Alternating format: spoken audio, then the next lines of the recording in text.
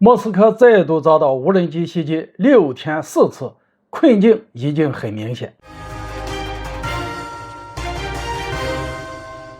大家好，我是肖云华。从俄乌冲突爆发之后，外界对俄罗斯边境防空能力的质疑就从来没有停止过。不论是在克里米亚半岛，还是在莫斯科，乃至克里姆林宫，乌克兰的无人机似乎都能找到办法制造袭击。而在日前莫斯科6天时间4起爆炸，彻底将俄罗斯的困境摆在了世人面前。综合今日俄罗斯和俄塔社的消息，在7月30号，莫斯科市长谢尔盖·索比亚宁在社交媒体上透露，乌克兰无人机在当天凌晨袭击了莫斯科金融区的2座办公大楼。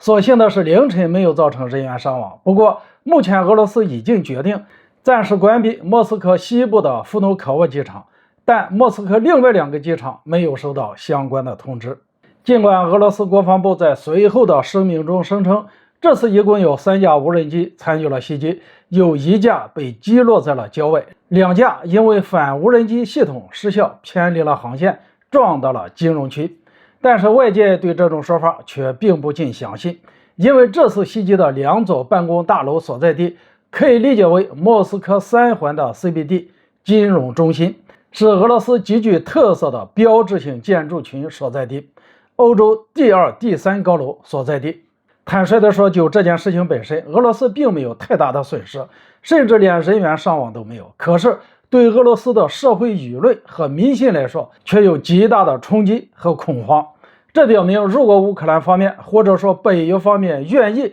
随时可以朝着居民区下手。在今年4月份还是5月份来着，当时莫斯科就是因为克里姆林宫遭到了无人机的袭击，颁布了法令，禁止未经许可进行私下的无人机起降活动。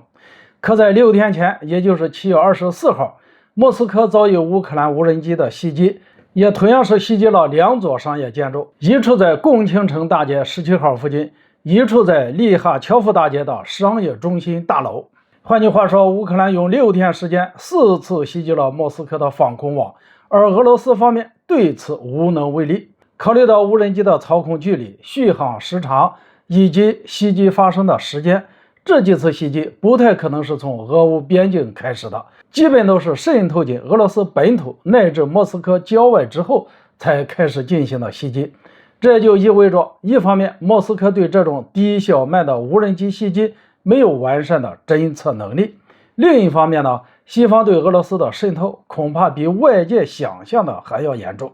不光需要安排人手进行袭击操作，还要安排人手对无人机进行武装，或者说捆绑爆炸物。如果不是莫斯科警方无能，没法根据已知线索抓到袭击者，那就只能说明俄罗斯的内鬼藏得比较深，提供了太多的便利。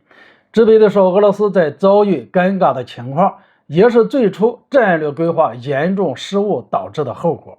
如果不是仓促行动把闪电战打成了持久战，那也不至于在本土遭到无人机的袭击。这里面的因素既有政治上对西方的幻想软弱，也有内部的腐败和短视。是准备速决战，还是继续一边持久战一边忍受这种无休无止的小规模袭击，一直打到让欧洲彻底崩溃？这个就需要看普京如何选择了。但是有一点可以肯定，就是俄乌冲突这场战争已经接近尾声。乌克兰的这些袭击也许是最后的疯狂，美西方国家也不可能把俄罗斯逼向绝境。就像俄罗斯外长拉夫罗夫在香格里拉对话会上说的，如果某些国家想把俄罗斯置于死地，那么他就是第一个垫背的。好了，今天就讲到这里，想了解更多军事内容，请关注允华说，我们下期再见。